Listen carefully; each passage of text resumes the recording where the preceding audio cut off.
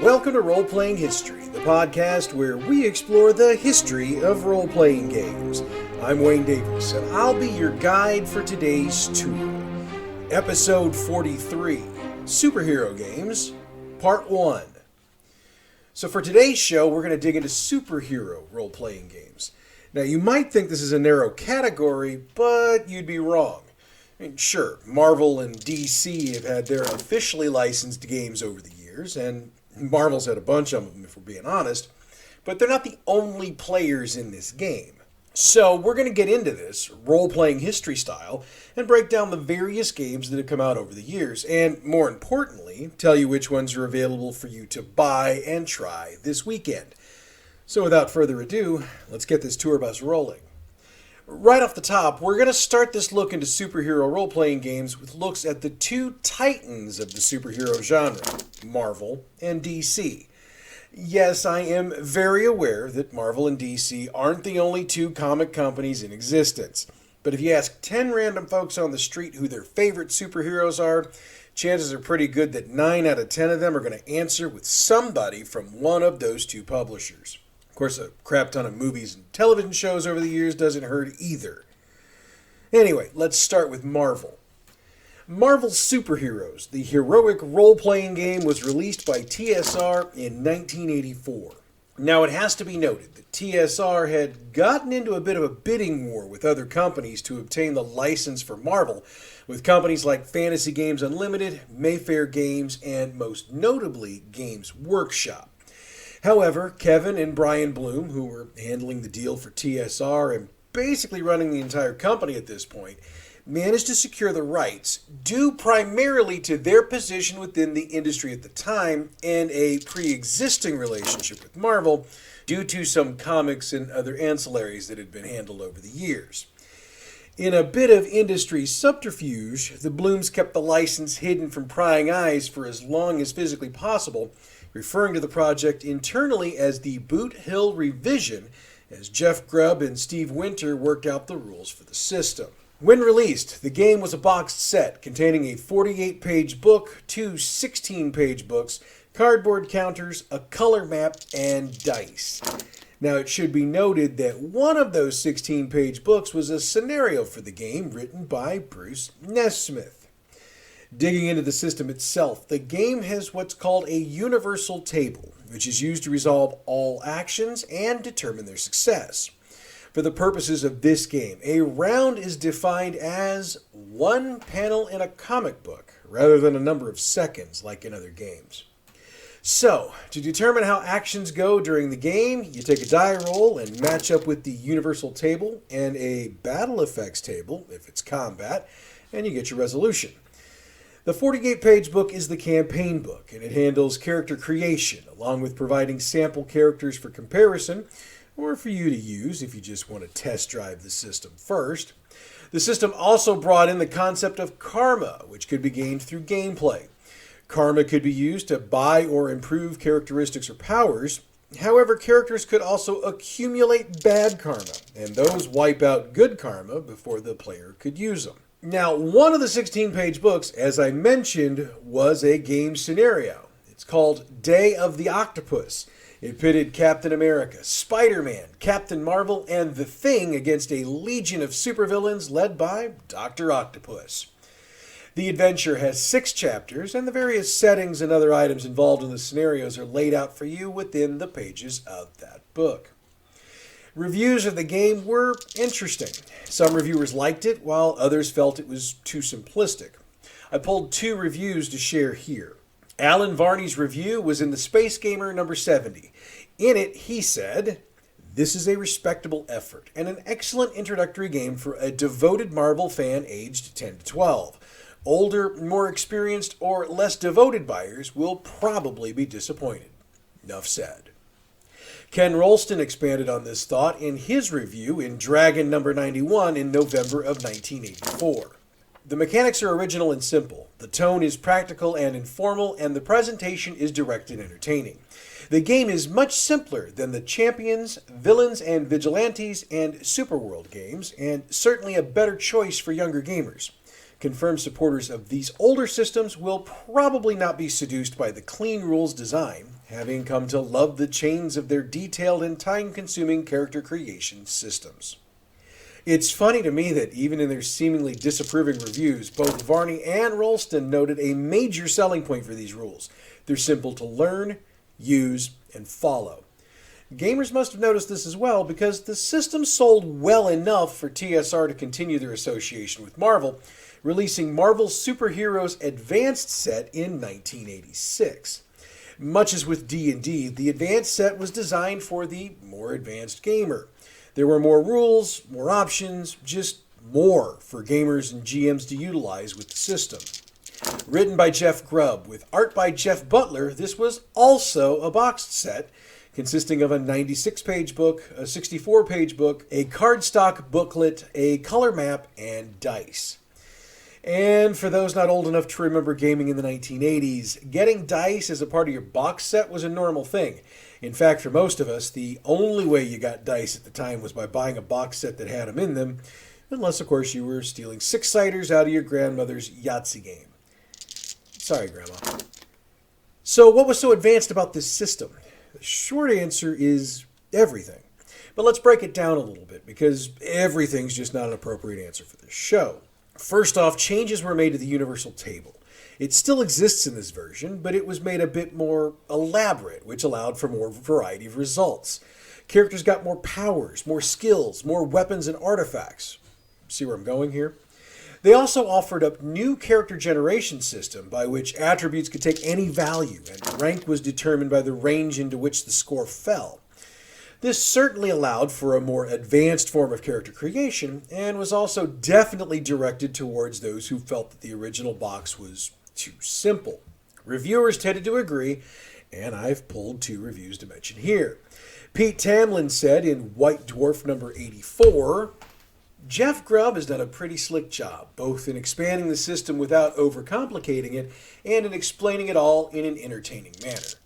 Tamlin added, TSR seems to believe in simple improvisational games for kids and complex rule-heavy ones for adults.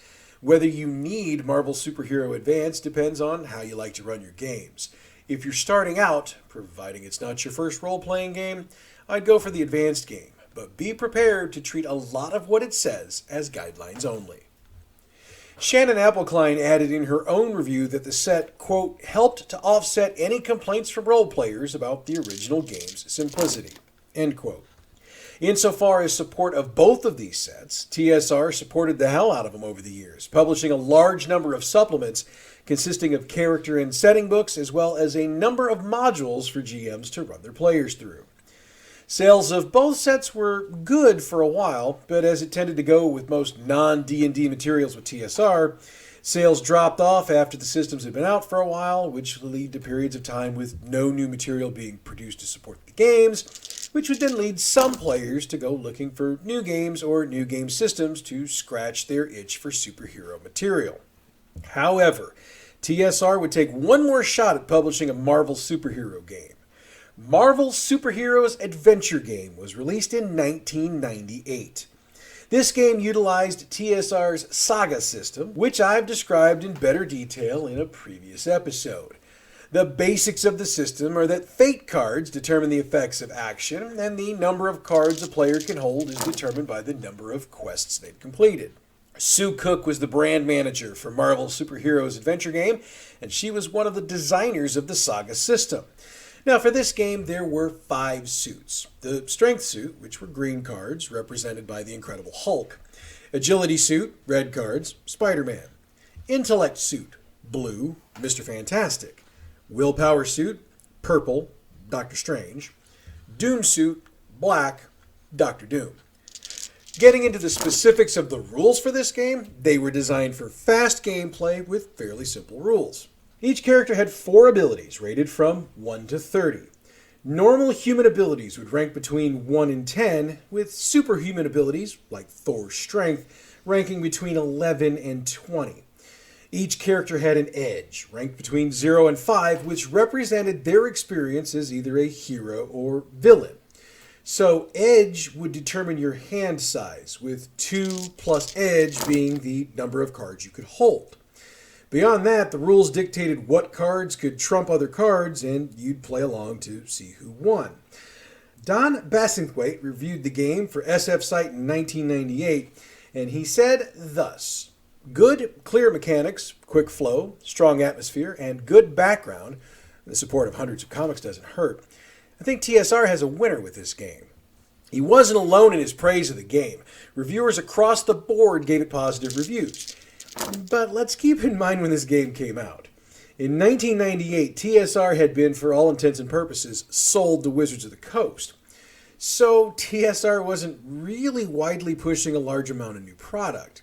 Wizards was handling most of that as they worked through the last of the legalities necessary to bring everything TSR under their umbrella. What that meant is that this game never really got out to a wide audience, and therefore it faded almost as quickly as it came out.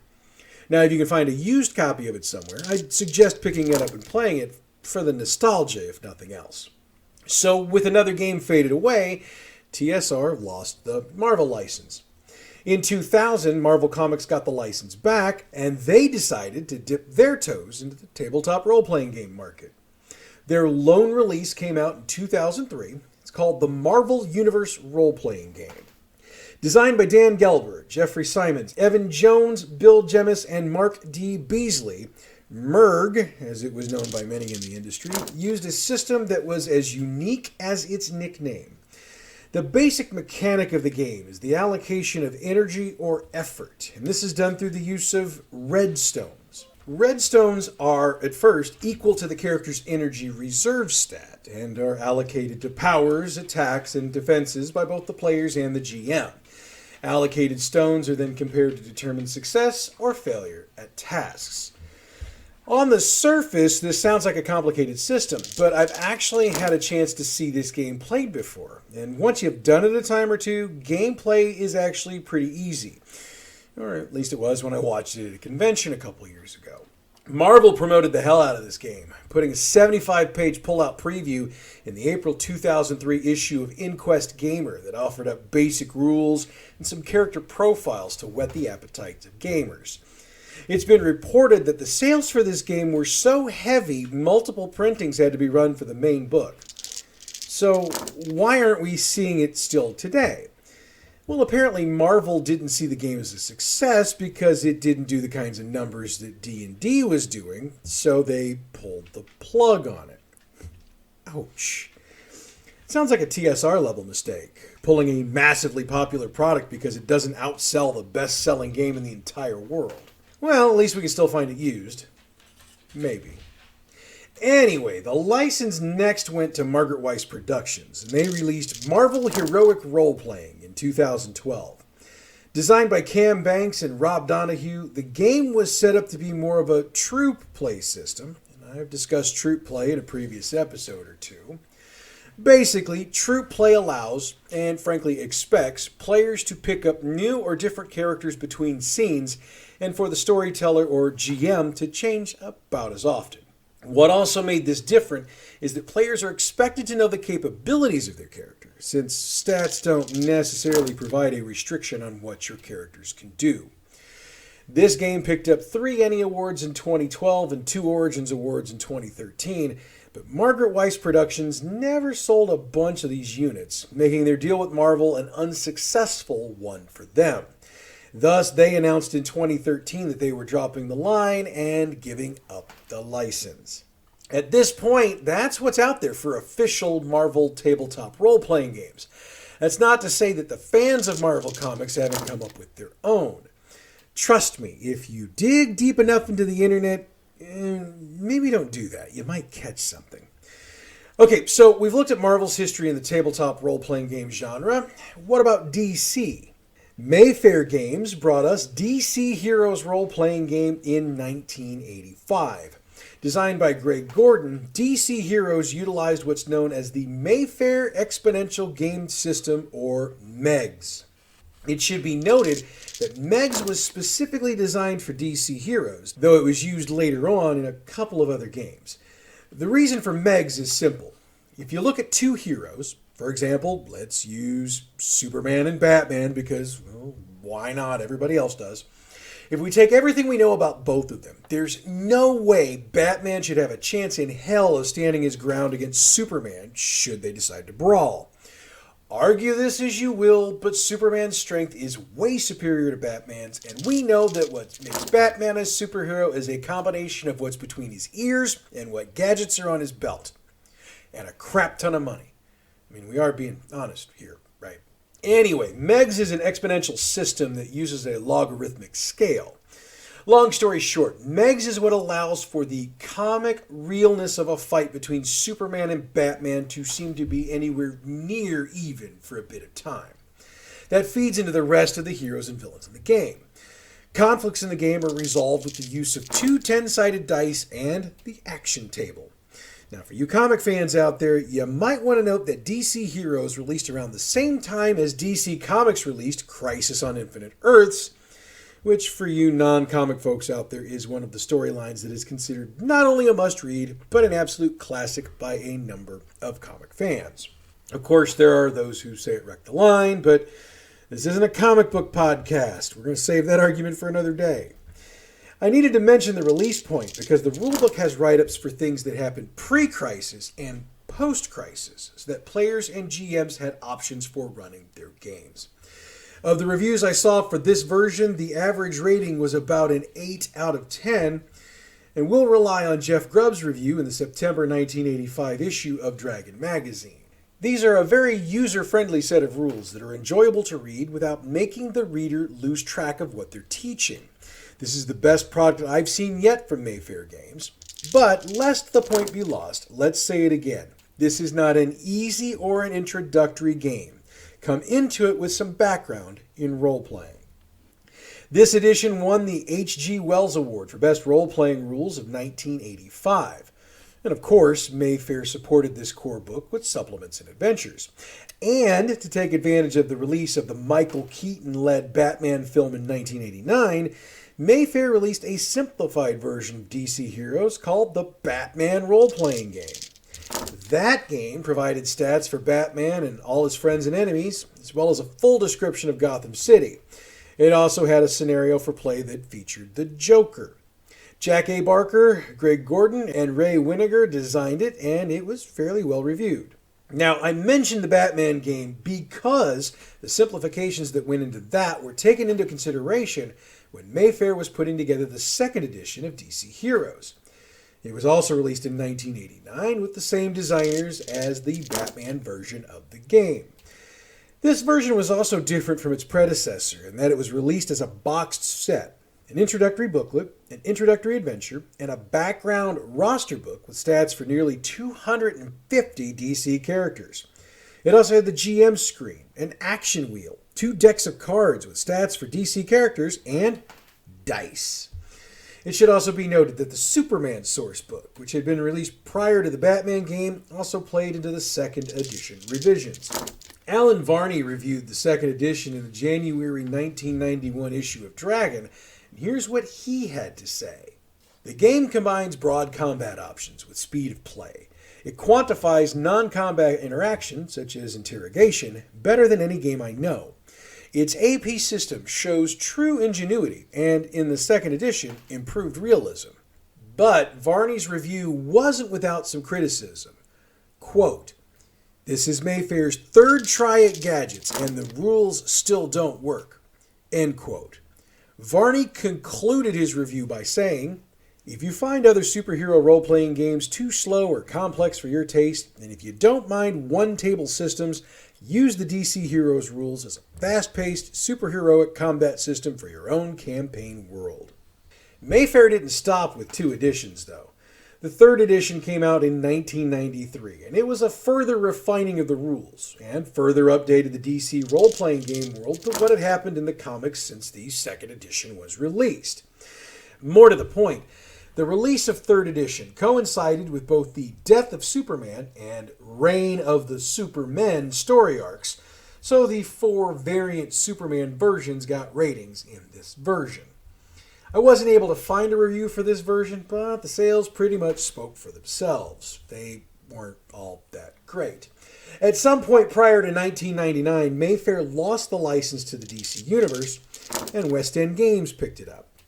They published DC Universe role-playing game in 1999. Designed by Fred Jant and Nicola Vertis, DC Universe utilized the Legend system. Now, I know I've covered this before, but I can sum it up really quick.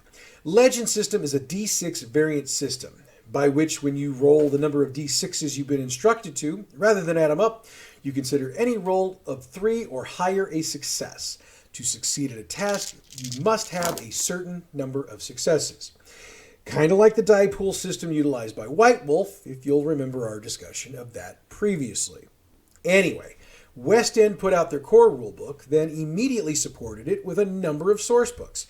And these were themed. Anything Superman related was in the Metropolis source book, anything Batman related in the Gotham City book, and so on. West End also put out a series of Daily Planet guides, which were source books written like travel guides to the various settings, written from the point of view of characters involved in those areas, again like Gotham or Metropolis. The game garnered average reviews, and its sales were about as successful. And when Humanoids Publishing merged with Purgatory Publishing in 2003, the license was allowed to expire. Shannon Appelkline reported in her 2014 book, Designers and Dragons, that the DC license was then acquired by Games Workshop, but, quote, they didn't use it, end quote. However, Green Ronin Publishing got the license next, and they did choose to do something with it. Now, I do need to point out that Green Ronin was already publishing the game that a majority of gamers think is the best superhero tabletop role-playing game out there, Mutants and Masterminds, which we'll focus on in next week's part 2. But in their minds, the opportunity to be able to put out official DC licensed product was one they couldn't pass up, and I can't say I blame them. So they cooked up a 3rd edition of the rules for Mutants and Masterminds, then applied the characters from the DC universe to them. That resulting game was DC Adventures, which came out in 2010.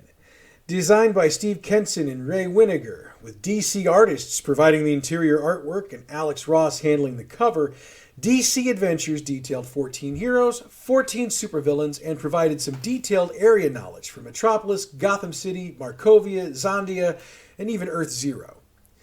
Now, DC Adventures was actually a 4-book series overall. DC Adventures Heroes Handbook, followed by 2 Heroes and Villains book in 2011 and 2012, plus DC Adventures Universe in 2013. And as many reviewers noted, you actually needed all 4 books in order to play the game. And in case you're curious about the system, it's a D20, which is the same as Mutants and Masterminds. Again, we'll get into more detail about that next week. Sorry, man, I gotta hold something back to tempt you. So if Green Ronin's such a superhero-producing force, how come we don't have a DC game to this day? Yeah, well, see, something funny kind of happened there. You see, shortly after DC Adventures got released, DC Comics rebooted the entire comic book universe. Again, you comic fans out there might remember the New 52. So what that did for Green Ronin was it made everything they'd printed, everything they'd put in their source books, it was now obsolete. And it basically killed the line before it ever had a chance. Double ouch. And with that, we come to the end of today's tour. Next week, we get right back into the superhero role-playing game field with part 2, and I promise you, Mutants and Masterminds will be the crown jewel of that show. Okay, so last week you might remember that I asked for your help so that a young man I not only game with, but have known since birth can complete his Boy Scout Eagle project. Well, he's inching ever closer to his goal, but I'd like to get him past it as soon as possible so he can get this project done. All I ask is that you head over to GoFundMe.com and look for Help Aniston Box Fund His Eagle Project. I'll also retweet that and put it back out on the Facebook page if you're having trouble finding the right spot. He'd greatly appreciate whatever you can donate, even if it's just $1 or $2. And by the way, I put my money where my mouth is on this one and kicked in $25 to help him out because I believe in him and this project, so please help out if you can. In programming news, I've got a little something I'm cooking up for release in the next couple of weeks, but I'm not going to get too deep into it just yet. Let's just say I'm going to step outside of the history of games and I'm going to focus on a single game for an entire series of shows. I'll tell you more when I get it completely worked out, but I'm hoping you're going to follow me on this new adventure because It's going to be fun, and I think it's going to be a little different. By the way, no matter what I do extra, it isn't going to change this show. I can promise you that. I've got enough game stuff to keep doing this podcast for at least another year, and I'm sure I can come up with more as I go along. So Role-Playing History is going to keep going no matter what other little itches I decide to scratch with extra stuff. Everything else will be separate from this. Of course, I couldn't do any of this without your support. So thanks for continuing to listen in every week, and thanks for encouraging me to stretch out and try new things. And if this one new thing I'm working on works out, I got a second one I'm working on as well. Yeah, my wife thinks I'm absolutely crazy. She's probably right, actually. The music we use for this show comes from pixabay.com. Check them out for license-free music you can use for your project. They also have backgrounds you can use if that's what you need instead. You can follow us on Facebook, Role-Playing History Podcast, Twitter @RoleplayingP. Our YouTube channel is Role-Playing History Podcast. Blah, blah, blah. Subscribe. You know what to do. Email. Of course, I check email every day. I'm old school. Role-Playing-History-Podcast @gmail.com. All right, next week we do part 2 of our Superheroes tabletop role-playing game tour. And in my opinion, these are going to be way better games than the ones we covered today. So you are not going to want to miss it. But that's next week. Until then, I'm Wayne Davis and your Role-Playing History.